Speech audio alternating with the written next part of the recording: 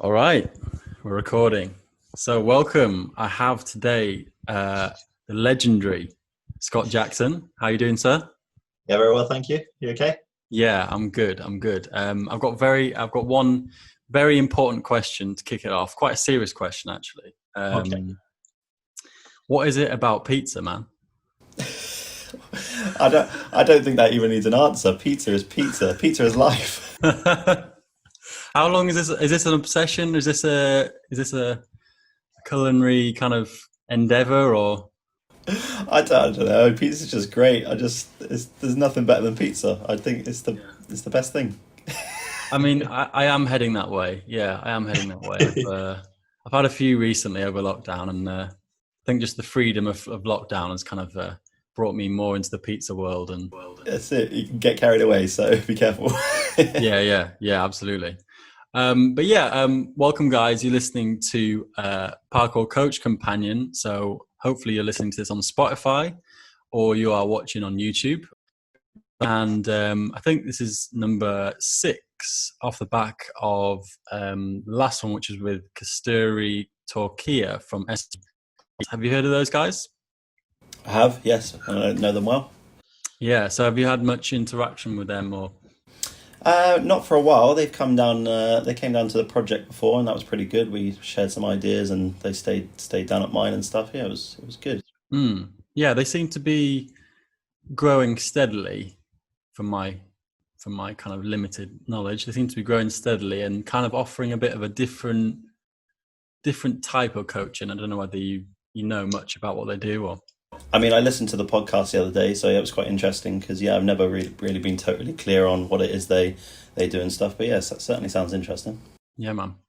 So, what's going on with your coaching situation at the moment? I know we talked maybe a month or ago or something. Are you able to coach all yet, or what's the deal? So at the moment, everyone's furloughed, like most other people. So yeah, since 23rd of March, everyone's been furloughed. Obviously, we're operating out of a climbing centre and other places that we rent. All those places aren't open anyway, so it's sort of like out of our hands. We're at the whim of when they open, and they're at the whim of government. So it doesn't seem like there's been any solid advice from government about when things are starting up. There's lots of speculation about gyms being able to start up in beginning of July, but when they're talking about gyms, they're not talking about parkour gyms where you're sharing equipment in a room and lots of interaction and stuff like that. So yeah, I'm not really holding my breath that we're going to be back anytime soon, but I mean I'm all right with that, to be honest. It's been quite refreshing to have some time off and being able to train myself, and it's probably highlighted that I haven't been doing that enough. For sure, man. Yeah, I think it's definitely well, for longer term coaches like yourself, and for me, I guess you could say I've been coaching for like 5 years or whatever now. Yeah, it's definitely given us a chance to kind of have a breather and step back. 'Cause I think coaching can be very taxing mentally and occasionally physically as well. And I think that's not often talked about too much. So I was going to actually ask you about your kind of coaching schedule and coaching routine, because I've seen a few of your timetables and they're just like chocker, like so full on. Yeah. And I was wondering like how you kind of, apart from pizza, how you kind of like keep yourself motivated, keep yourself working at a high level and kind of reserving your energy, that sort of thing. Yeah. I think that is a real big topic in itself, and like you say, not many people are either aware of it or talk about it. But I think sometimes parkour coaching can be a bit like romanticized. Everyone think, oh, it must be great. You're coaching all the time, you're doing parkour, and you're getting paid for it, and blah blah blah. And it's like, I mean, it is. It's a lot better than a lot of things, and sometimes I have to remind myself how lucky and fortunate I am. But on the flip side, like it's super draining. Like you're always, I mean, if you're coaching properly, you're always giving, constantly, and you're giving your best, and doing that consistently. And often that doesn't leave like much in the tank for you personally, either to train or to do other things with your life. So that's probably the hardest aspect of like coaching as a career, I would think. Like, I don't, the last thing I want to do after I've had a real busy week of coaching is like go out and train, like, because it's just, I don't know, it's you want a break from parkour, and I think that's a difficult thing, because usually parkour is like the release and the thing that, you know, that you want to go and, you know, that's why we would do it, because we feel good after doing it, and, you know, while we're doing it and stuff. But it's having that motivation to go out and do that once you've been surrounded by parkour all the time. And I think a level on top of that is not, it's not even just parkour coaching, it's running a parkour business like that. There's a level, you know, that's the level on top, because you have everything else to worry about in the background. You know, you're running a full on business, and you're always thinking about it. And I don't know if I mentioned before, but that's why I think this lockdown has been it's been so like relieving for me, because before, even if you can take a holiday, you're never not thinking about the business. I'm still thinking, oh, you know, are there enough people going to this session? Oh, blah, blah, blah. I need to do this. We need to think about summer camps. We need to, at the moment, you know, with everything locked down, there's nothing you can think about. You can't plan. There's like, so the fact that it's out of my hands has been real refreshing, actually. But yeah, I think that's the unspoken thing about running a parkour business, and coaching full time, you know. So I think the way, I think your other question was like how you deal with the motivation, and I think the way that I've been able to deal with it and still enjoy parkour and go out and do it myself and have time for that is by building the organization. So at the beginning, the first couple of, you know, years, 3 or 4 years, I was just doing everything. I was doing as much as possible. We didn't have many level 2 coaches, so that meant that I had to, you know, run everything, or at least be there while someone else ran it or whatever. But as we've grown and we've got a bigger workforce, it's been a lot easier. And actually, probably this last year or year and a half, maybe 2 years, I've had a lot more time for myself. I haven't had to run everything. We've got a nice lot of level 2 coaches. And most of them have stayed, you know, some have left and moved on and stuff, which is always hard. But I think that's how I've handled it, getting a bigger workforce, allowing them to do more, and just trying for me to take a bit of a step back. So there's time for myself, and time for my wife, and time for training. So yeah, growing the workforce is probably the answer. But that in itself has a lot of problems and issues and worries, but as well. But you know, that's life. Yeah. So just for people that don't know, whereabouts do you coach, and who? Tell us a bit about your kind of company and where you're at with that. Sure. So my company is called Train Hard Parkour. We're based down south in the UK. So primarily our like hub is in Poole. That's where we've got our purpose-built facility, which is called the Parkour Project.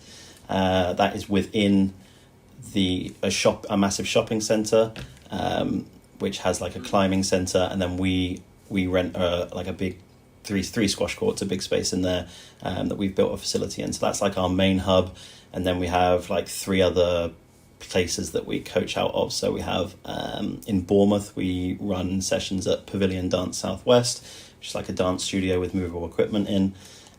We have Twynham Primary School, so we do that over in Southbourne Way, which is a little bit further than Bournemouth. So that's a school with movable equipment. And then we have Dorchester, which is like a gymnastics gym that we use. So that's about an hour away from where we are in Bournemouth Poole. Yeah, man. I have to say, I was impressed from the off at seeing that you converted 3 squash courts. I think that's pretty unusual. Was that your idea, or was that kind of something that came about from just seeing the space and it being available?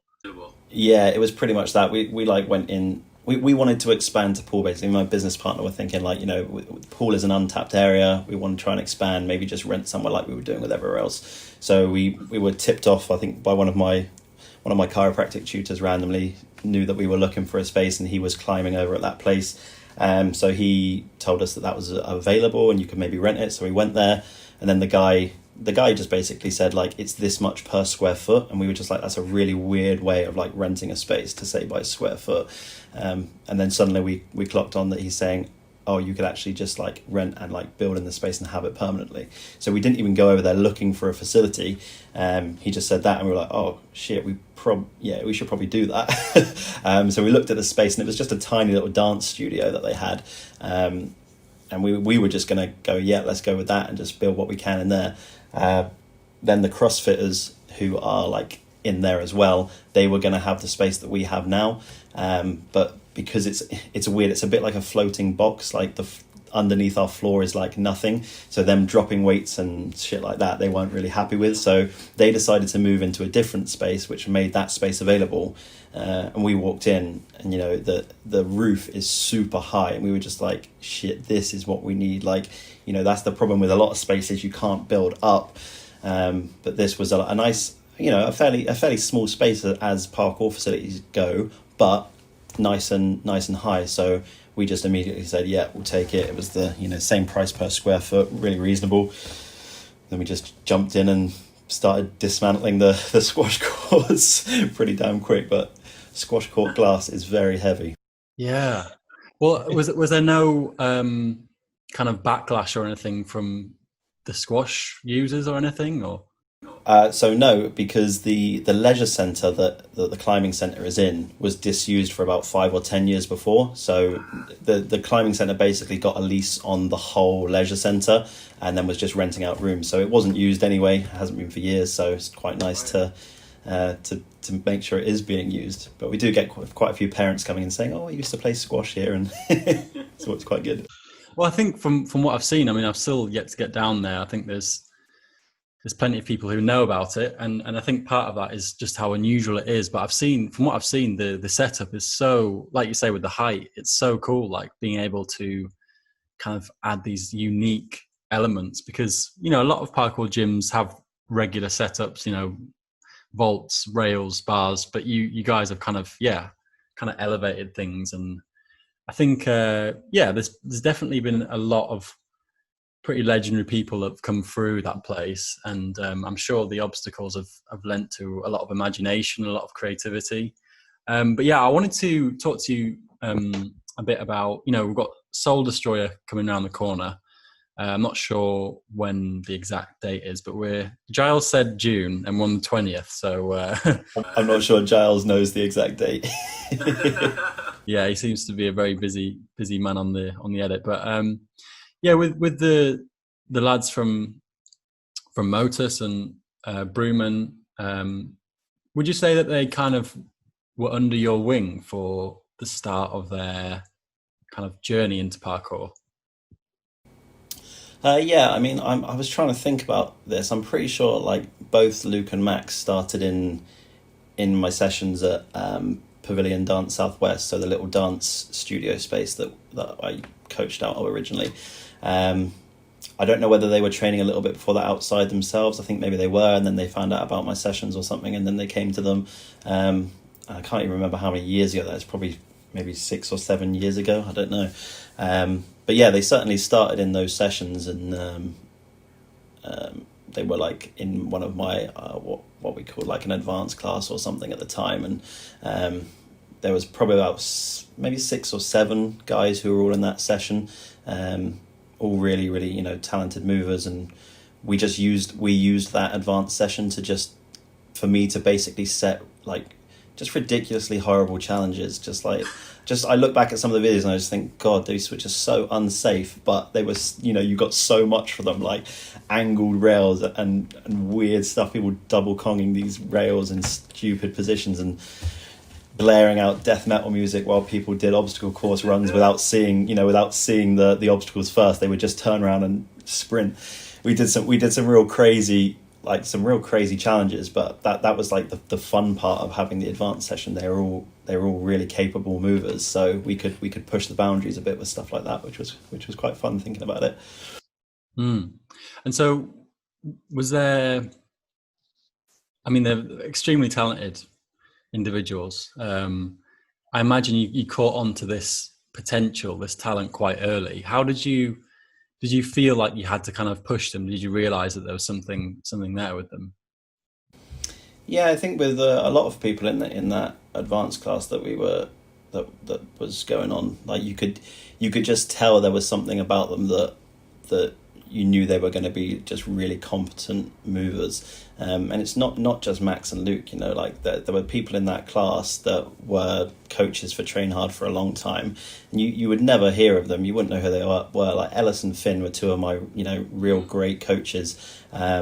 And they're incredible at moving. Like, you know, they're up there, and some of the stuff they do, I'm just like, shit, that is like amazing. But no one hears about them because, you know, that they didn't choose to go down that path of making YouTube videos or being sponsored or anything like that. But everyone in that class just had something. You could see there was a drive, or there was just a natural ability to move, or there was, you know, just that ethos of working really hard. So I would just take that class as an opportunity to make them do things that they probably hadn't thought about before. You know, a lot of ambidexterity stuff, a lot of just finding challenges that I knew they would hate. You know, I do that quite well, I think, with students. I know what scares them or what they shy away from, and I'll just always have that in the back of my mind, and I'll always like set a challenge that pushes them to be a bit uncomfortable. So yeah, I mean, I think that's mainly what I did. It was just identifying things that I thought they were missing out in their own training, or purposely, or maybe not purposely, shying away from, and just like pushing them towards that. So that, you know, that's always quite fun. I think that's the funnest part about coaching for me. And it must be quite satisfying to know that, you know, these guys are some of the most well known in the whole scene now, and you know, to an extent, you wouldn't have foreseen that in the future. How is it kind of seeing them working with Giles now and working on these big projects? Yeah, I mean, it's just so cool. I'm so proud of them. Like, the stuff they're doing, just, you know, that their own physical ability and stuff is just amazing. You know, I'm always super impressed and super proud of how they do that stuff. But I think I'm more proud of just, like, you know, how they are as people. They're just genuinely like great young men, and that's bigger for me than them just being able to do a side flip rail precision or double Kong IMAX or whatever the hell they do. You know, like I want them to be a great representation of parkour. And you know, just having them as my friends as well is just like, yeah, you know, you're great people, and that's what I'm most proud of. I think that they've gotten through all that, because that's hard. A lot of people would let things like that go to their head, or, you know, become quite arrogant, and, you know, we've seen that in the parkour community before. But I was always trying to guide them away from that, either through how I act myself, or just like putting them in their place a little bit if they needed it. Just like little subtle things that needed to be done, just to make sure they don't get, when you're younger especially, you know, you don't run away with all the attention and praise and, you know, you're amazing, and, you know, that sort of stuff. But yeah, no, I'm super proud of them, and so happy that they get to, you know, pursue parkour as like a career, really. You know, that is what they're doing. You know, although they're not just being sponsored athletes, I think they've both got other jobs, and they coach a little bit for Train Hard and stuff. It's just good that they're still passionate about parkour, and still passionate about helping other people. Because when they coach, you know, they're both Max and Luke are great coaches. Like, and that's not always the case with people who are very good at parkour, but both of them are really, really good at coaching. And I think that's because they really want other people to enjoy parkour how they enjoy parkour. Like, they want other people to find that passion. They're not so concerned with, you know, if you can side flip to a rail and stick it, you know, that stuff. They just want people to do challenges and enjoy it. So it's good. Yeah, there's definitely an excitement in teaching of, I kind of see it as a bit of a tipping point, you know, where there's an individual who you've been coaching maybe for a while, and they get to this point where they start saying, hey, let's try this, or let's go and train outside. And it really, for me, that's one of the greatest satisfactions with coaching, in helping people get to that point where they can kind of become autonomous and train for themselves, and challenge you and challenge themselves in different ways. And I think that's it's so important. But also what you were saying about being a role model, I think that's, well, you know, I think parkour, the facts are at the moment that it's a predominantly male pursuit and predominantly young male pursuit. And, I just see so much potential in getting more young lads involved, to be honest, because of how lost and kind of how, I guess, I will say lost some young people can be, some young lads can be, and parkour in it when it's taught well and when it's in that kind of encouraging, encompassing, challenging atmosphere. It's no wonder that so many young lads are into it. I just hope that when people coach, they understand the power of that. They understand that if you are a role model in the way you present yourself as an older man, like that will rub off, that will bleed into how they think, hopefully. Yeah. So yeah, do you but then on the flip side, you have Viv who is coaching as well. Does she run specific women's sessions, or is it mixed, or? Yeah, so she coaches a whole load of different classes, but we do have like an actual like a women only class on a Saturday morning.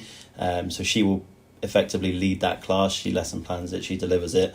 I'm just there as a level 2 in the background for insurance purposes and stuff. I'm her assistant, move all the equipment around for her and stuff. And then we do like we started doing like women's only courses. So like 4 to 6 week courses that just go over the basics, just get people doing something they thought they could never do, or overcoming some of the misconceptions that they might have about parkour and stuff. So they've been really just so positive, like ridiculously good, and getting more women moving who are maybe slightly older and they just think that they couldn't do that, or they just have all these preconceptions that they're never going to be able to do anything like that.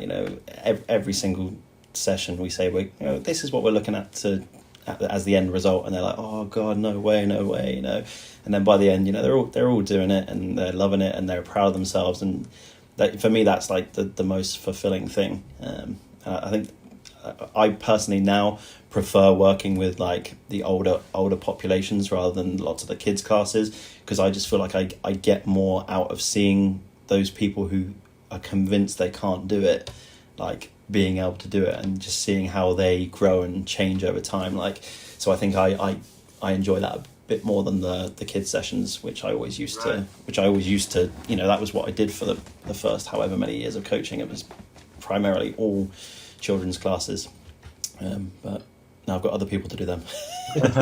Yeah, you got a little workforce. That must feel nice. Hopefully I'll get to that point. That would be nice. yeah, it's hard work, but it's good. Yeah. So yeah, on that point about kind of teaching older people and teaching younger, I guess in a way, with teaching older people, you do have to kind of help people unlearn these kind of intrinsic kind of barriers. But then on the other side, the really young kids, they think they can do everything. They go to a parkour class, and I think for some young kids, because they're in a parkour class, they think that they can do parkour. Yeah. Because it's like you're giving them the opportunity to jump around, and it's like, oh, I can do parkour because I can jump. And it's almost like with the younger side, it's like the learning and getting those important values of practice and awareness ingrained. And then for the older generation, it's like kind of unlearning and saying, no, you can jump around, you can do this, you can balance, you can. I find that super interesting.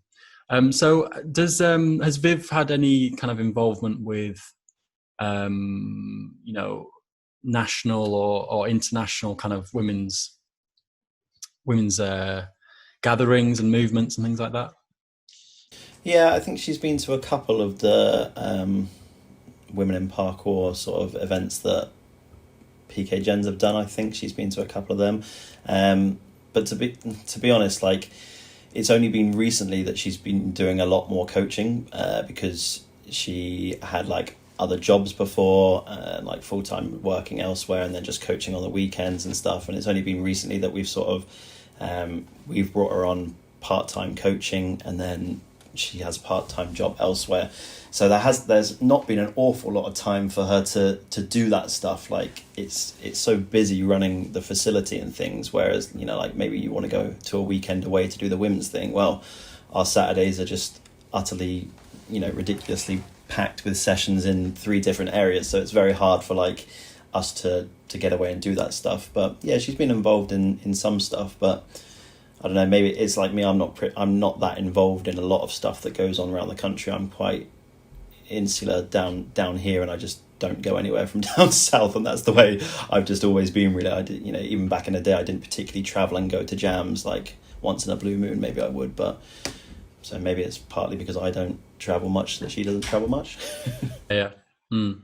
And so yeah, you have kind of you've been quite active in the sort of southern scene, and am I right in saying you're on the board of Parkour UK? Or I was for three years or so, and then the board stepped down, like the entire board stepped down maybe a year and a half ago. So now there's a completely new board, and it downsized and stuff as well. So could you tell us a bit about, because I think, you know, a lot of people in the community, they're interested in, you know, seeing each other's clips on Instagram and seeing each other's videos, but yet they're not as well up to date with things more political, you could say, that are going on. I mean, I know the fig argument has been maybe one of the biggest debates in parkour. But yeah, could you just say a little bit about your time on the board and what that involved, and kind of who you were involved with and that sort of thing? Yeah. So I think I was probably in that category of like people who didn't particularly care about the parkour politics that much, or maybe it's not I didn't care, I just wasn't that interested in it maybe. But it sort of got to a point where I think a few of us were getting a bit irked about some things that we wanted to be changing, and we sort of got together and said, well, we can complain about it, or we can, you know, get ourselves voted onto the board and try and make changes from, you know, using the system that's in place. So we did that. We got ourselves voted onto the board, and we tried to implement changes through the board structure, which some of the stuff we did get changed, notably some of the stuff within the level 2 Parkour UK qualification that we thought was irrelevant or outdated, or maybe came from a place that it didn't need to be there anymore. So we made some changes to that, which were good. It's still far from perfect, and I still think a lot of things need to be changed, but hopefully that can be an ongoing thing. You know, a lot of it was going to meetings and chatting about stuff that was relevant to the governing body itself, so not particularly that interesting, but stuff that needed to be done for the structure of the national governing body.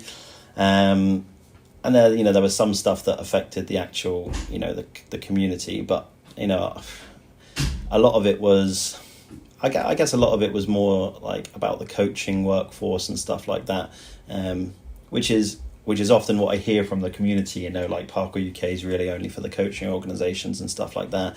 And I don't know how true that is. I think it does lean towards that, and obviously the people who get a vote are usually coaching organisations because they've purchased insurance for coaching.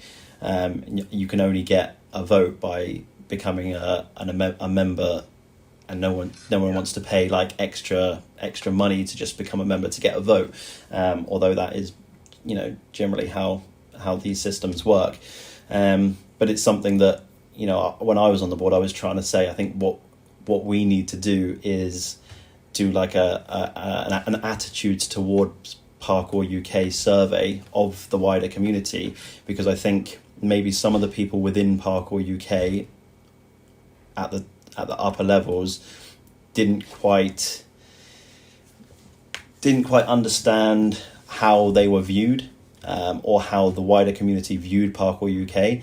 And I did understand that because I was outside of Parkour UK, and I thought the same thing. You know, we hear these things, Parkour UK is just PK Gens on the board and blah, blah, blah. And, you know, historically there was a lot of PK Gens reps on the board. But a lot of that stuff changed. You know, there was a thing introduced where only one member one person from one member organization could sit as a board member at any one time. So that was a really good positive change that happened. But did anyone hear about that? Does anyone know about that? Probably not, because historically the communication from Parkour UK has been pretty bad, if I'm honest. And it was something that we really wanted to try and change by being on the board.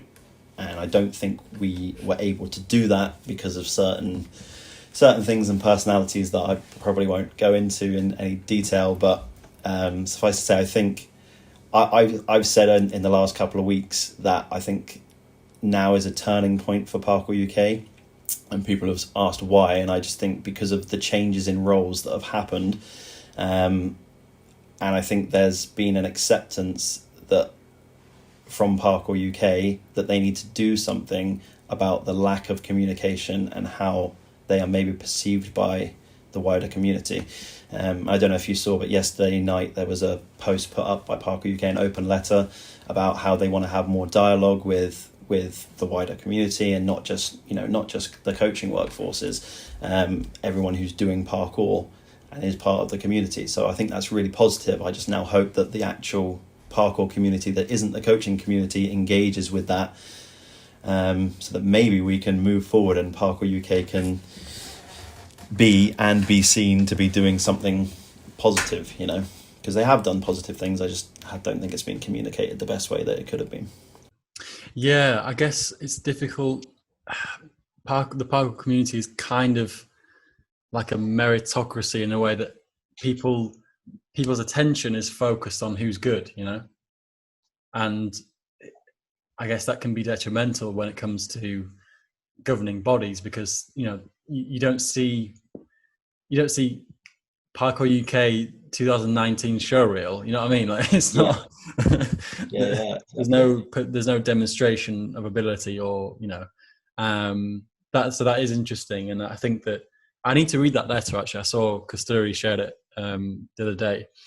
But yeah, I think that can only be a good thing. I think so few people talk about Parkour UK, let alone know the ins and outs of what's going on with them and stuff. So absolutely, yeah. I'm right in saying that Eugene's not part of it anymore. He stepped down, didn't he? Yeah, so Eugene stepped down as CEO from both Parkour UK and Parkour Earth. So the CEO of Parkour UK is going to be Dan Newton, who historically has had, I think he was the CEO of Rounders UK, and then Damien Puddle, I think, is the CEO now of Parkour Earth. So yeah, I think it's positive. I think it'll be really interesting to see where everything goes now. I just hope people can get behind and engage in dialogue or support, or maybe try and get rid of some of their preconceptions of what Parkour UK used to be and how it was and how it historically might have been, and how maybe it is going through an evolution and a change now, fingers crossed. But I think people see me as really backing Parkour UK and really being for Parkour UK, and I think I am. I just think it can be done a lot better, and I just hope that now that this is probably where it's going to be doing that. So I think there's been really positive things that have come out of Parkour UK, and maybe there's been some things that are not so positive. But yeah, hopefully more positive things to come. Yeah, I hope so too. I do feel, in a sense, maybe you agree, maybe not, I don't know, but parkour is very much about training. It's very much about the practice and the movement, and not often about communicating and collecting. We're very focused. It's a lot of effort to become good at parkour and to explore and go out and do your thing and film videos. Like, it takes a lot of effort and energy and attention. And I think in that way, there's been less organizing, there's been less collective action. And I have to admit, I think, people kind of say, there's no money in parkour, you can't, it's good to do, but it's not really a pursuit in a way. I honestly think that, as harsh as it sounds, that is slightly our fault, because we don't often organize and create and try and like build these systems like Parkour UK. I think that any kind of involvement and more understanding of these systems, it could hopefully be good, and talking about things and connectivity can be good. It's something I'm kind of trying to do here with this podcast, is like try and link up minds, because I've watched your videos for like 10 years, but like I've only talked to you like this year. Do you know what I mean? Yeah. And there must be so many instances like that, but yeah, and we'll move on now a bit about you more essentially, and yeah, how your training is going, and kind of how your journey has been up to this point. So how's your body feeling at the moment with parkour? And Mm. Actually, I mean, during this lockdown period, and I've actually done a lot more training for myself, which has been just really positive. Actually, it sort of made me highlight like, oh, I wish I could do this more and have the motivation to do this more. When I'm coaching full time and when I'm running the business and having to think about that stuff. So I think maybe that's going to have to be something that when we get back to it, I'm going to need to implement, that I actually, either put blocks of time that I go and train, or make myself do at least like one afternoon a week or something like that. Because at the moment I'm really enjoying it, and going out and moving and finding new challenges in the same spots I've been training at for 12 years or whatever. I'm having a real good time with it at the moment, which is good. And would you say that there's, people talk a lot about the peaking in parkour? Do you believe in? I know Flynn, Flynn Disney is. He wrote an article recently. Shout out to Flynn. He's doing a series of kind of articles which are quite technical, quite kind of philosophical, called the Hungry. Oh, I'm going to get this wrong. Hungry Autodidact, I think it's called. Wow. Yeah. Yeah. And yeah, well, I think one thing he talked about recently was this idea of aging and peaking, and how we can challenge that. What are your thoughts on peaking in parkour and your own practice? Yeah, it's it's something that's always on my mind. I'm turning 31 soon, like next month. I'm thinking like, can I keep up doing what I'm doing, and can I still do the same things that I was doing when I was 23, 24? And actually that's quite a good drive for me to go training, because I can try and recreate some of the things that I put in videos and things that I've done before. So actually that's something that I'm sort of trying to challenge myself to at the moment. Are there things that I can do or cannot do anymore? Which is either like pretty elating or quite humbling, because you're like, yes, I'm still doing the same stuff that I did when I was like 20. But there's a lot, there's also a lot of stuff that I look back on those videos and I'm like, well, actually, I'm a lot more confident in these, these little technical things that are just absolutely like disgusting challenges to do, and I think a lot of my training moved towards that. I don't know why. It's just I like to do things that make me uncomfortable and are going to challenge me and make me a bit scared. But yeah, I don't know about aging really. I don't know about peaking. I don't think we know. Like I think I try and look at people who are around the same age as me and when they're training and what they're doing. Like Kai is a similar age, and he's still doing ridiculously awesome stuff. He's still strong.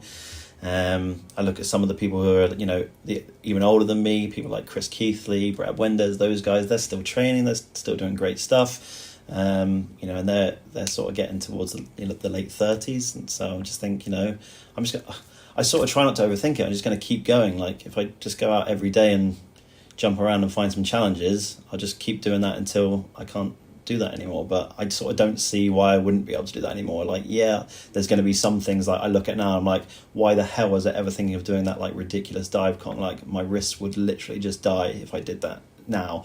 But I think that's just, maybe that's not even aging. Maybe that's just me being more sensible and thinking about my life and coaching and my wife and stuff like that. Like there's we were discussing this the other day, some of us older ones, about, priorities change and things, and like I think sometimes people think that we're not as into parkour anymore, but I just don't think it's that. I just think as you get a bit older, priorities change a lot. Like there's, parkour maybe isn't the very, very top of my list of things that I want to always be doing, even though it's my job, and even though I love it, other things come into play. So yeah, I don't know if that really answers any question or anything.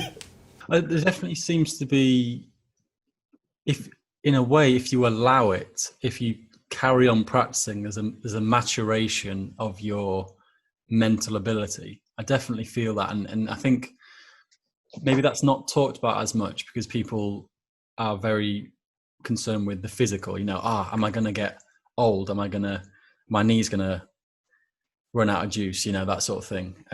But the mental side is interesting, and I think that it's almost like if you keep practicing and keep pushing yourself, then you're kind of keeping at bay some very maybe obvious insecurities that come up as you age. So I find that really interesting. I think I remember a while ago you put a status up about the idea of, in 2040, 2050 or whenever, there's going to be this like strange group of old men like doing rail balance and stuff, and kind of like still out there. And I love that idea. I love the idea of changes in what you see on the streets, changes that change your perception. That's something that's so appealing about parkour, and why people's eyes pop when they see stuff that happens, like a backflip or a roof gap or whatever. I hope I'm in that crowd that is kind of just quietly doing their own thing, with that maybe is similar to how they even started. When I'm 60, maybe I'll be doing stuff that feels very much like how I started, rail balance and small precision jumps and flow. And I mean, and sometimes I think that when I say, when I'm 60, and then I realize we've got some guys in our adult classes who are around the sort of 57, 58 mark, and mate, he is fucking sick. Like he is doing like high up rail precisions. He's doing like wall flips. He's doing comprees and stuff. And I'm just like, actually, this guy is, what we would think as is old, but man, he's so good at moving. It's not like he started when he was our age. He started like when he was like maybe 50 or something, or just before that. And, and has a background in martial arts or something. But it's, to be able to see that and go, actually, I'm definitely going to be able to still be able to do some incredible stuff by most people's standards at that age, Yeah, that's cool. It's really cool. There's Bo from London, Bo, and like he's pushing 60 now, right? He's late 50s. Maybe, I don't know. Maybe I can't. Well, I might have got that wrong. Sorry, Bo.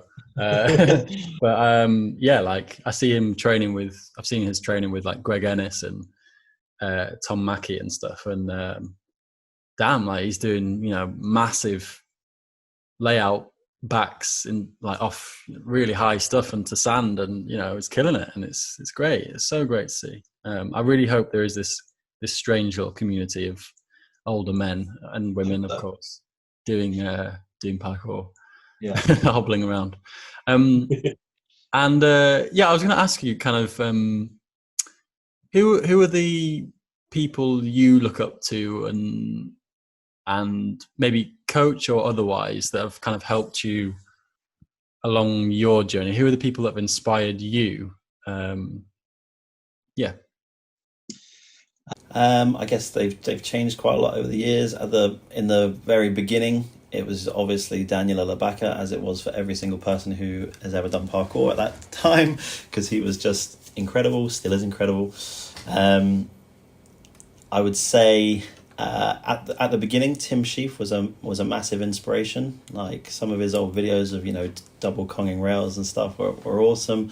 Who else?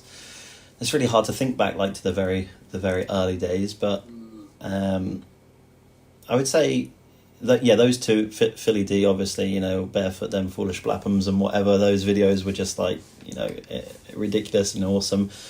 So I'd say those were probably the main people that I was sort of watching and learning from through YouTube and stuff back in the early days. During the middle phase of my parkour life, probably I wasn't watching videos. I was at uni for 6 years studying. It was super hard. I hardly trained. I just coached.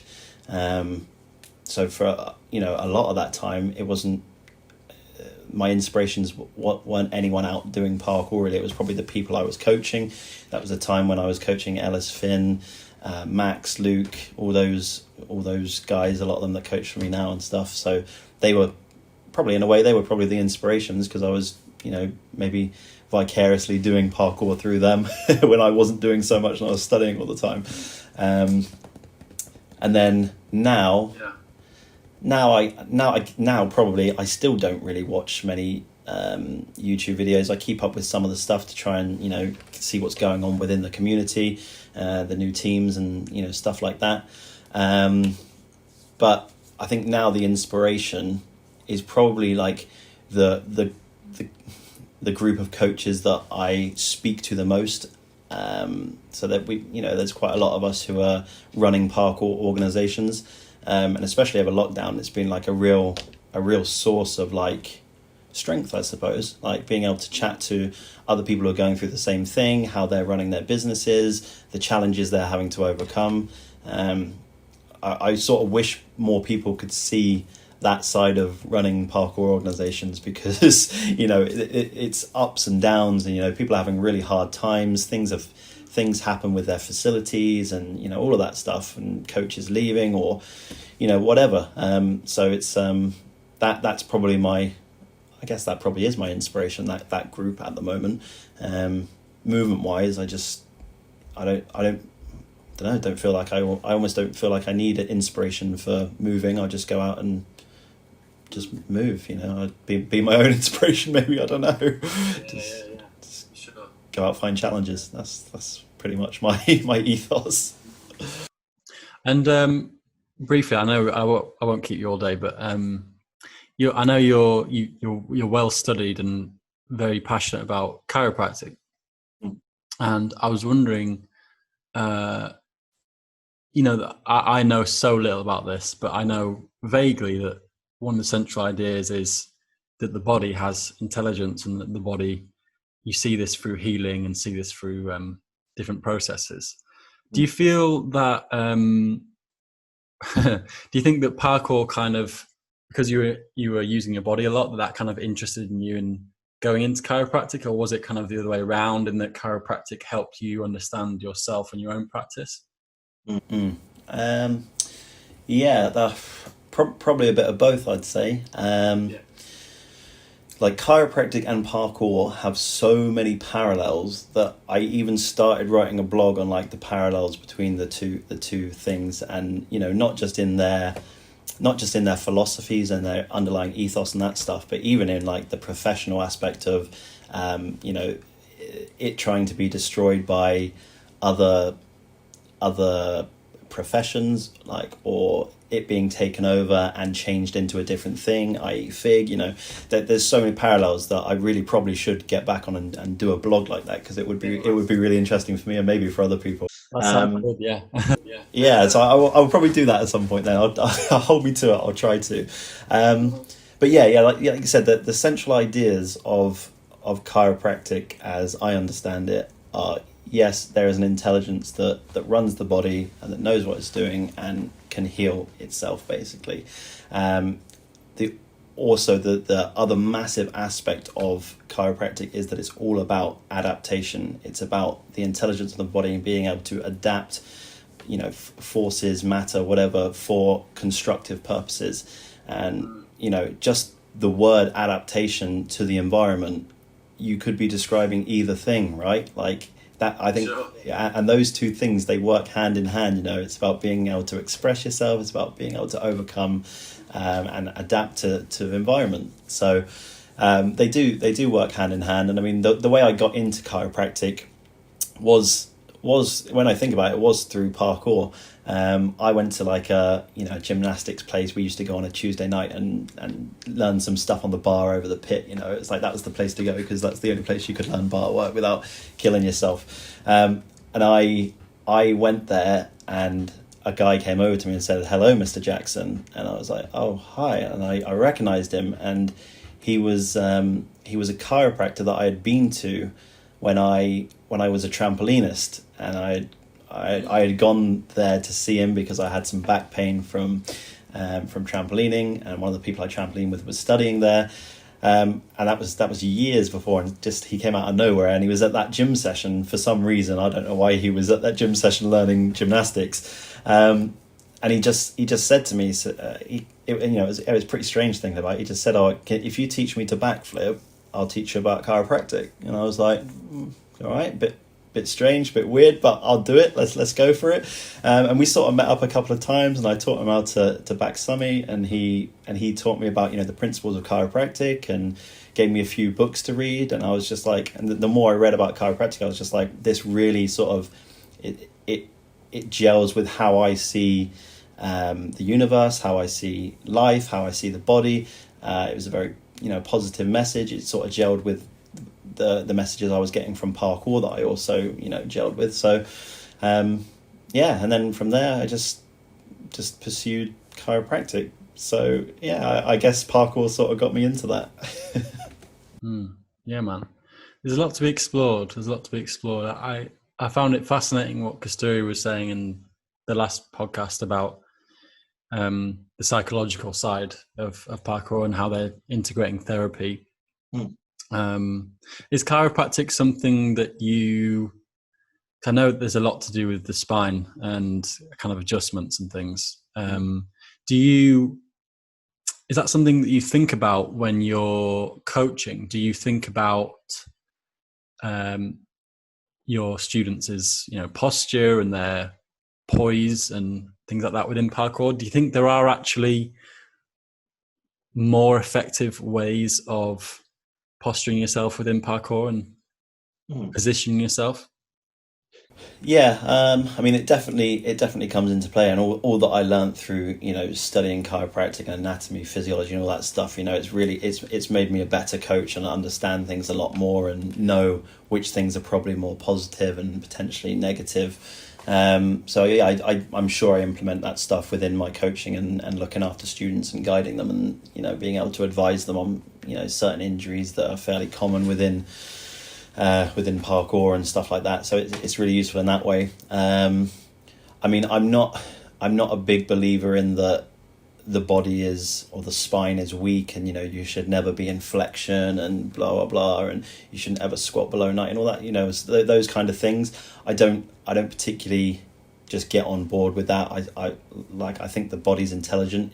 It will adapt to the different loads that you put on it. You just have to do it in a sensible way, I think. But yeah, I mean, I do. I think even if you weren't a chiropractor and you didn't study that, that if you're trying to do a rail precision and you land, you want to have a nice straight spine rather than rounded or hyperextended, because it's going to make you fall off, right? So I think a lot of people probably are coaching and using postural cues and stuff like that to sort things out, but I don't think of it any deeper than that, I don't think. Mm-hmm. Cool. Okay, well, we'll kind of wrap it up there. I wanted to ask you before we leave, who you think would be good for me to speak to in the near future. Which other coaches or individuals do you think would be useful for everyone to hear? Yeah. Okay. I will give you a little list. I think it would be good to speak to Dan Timms from Jump Parkour. Yep. I think it would be interesting to speak to Brad Wendes in Essex. I think you've got to speak to Hedge, because it's always interesting. So from Access Park. I've heard a lot about him. I've never spoken to him. Yeah, I think it would be a good interview. It's always good fun listening to Hedge speak. So probably get him involved. Any international gems? I've thought about if I can, I'd like to get Ryan Ford on. I think Ryan Ford's an interesting guy. Or Renee Scavington. Yep. I think I'm very wary that I want to take this opportunity to try and reach out to kind of lesser heard people as well. You know, a lot of the girls in the scene,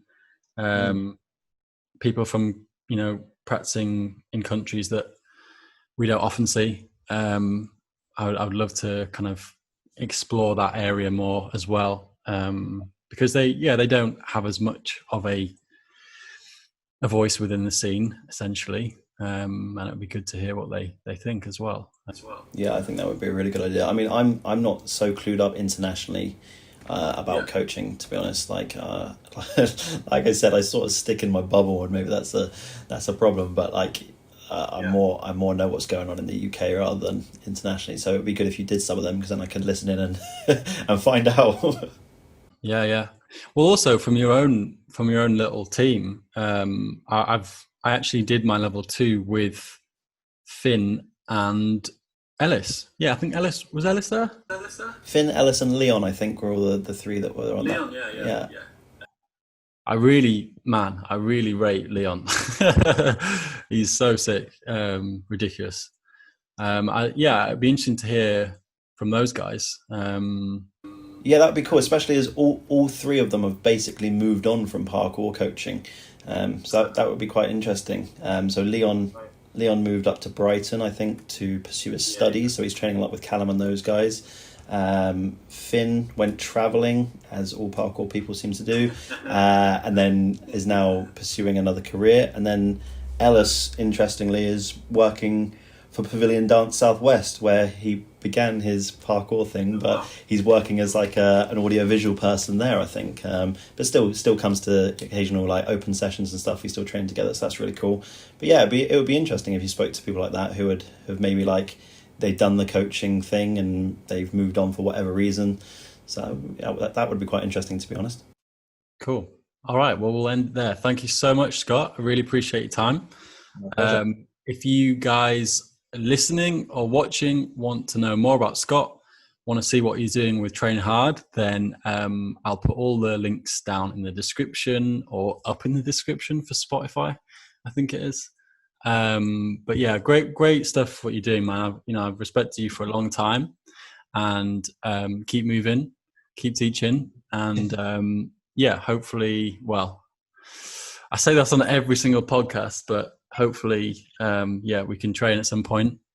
Yeah, you better come down. Come to the gym. It'd be good. I want to see what this squash court is all about. All right, take care, man. Thanks for listening, guys.